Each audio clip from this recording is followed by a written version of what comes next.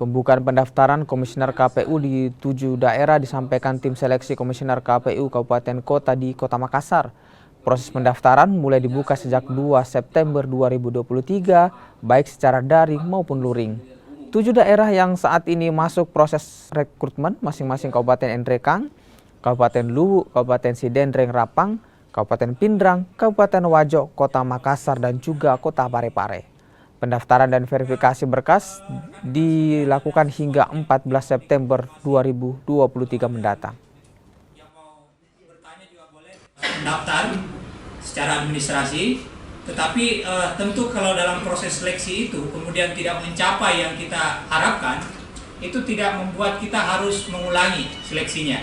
Jadi tetap lanjut seleksinya.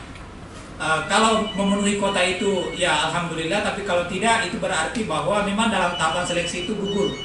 Yang kita harapkan bisa memenuhi kota sekian ternyata tidak mencapai kota yang kita harapkan, itu berarti dia memang di dalam tahapannya itu tidak bisa memenuhi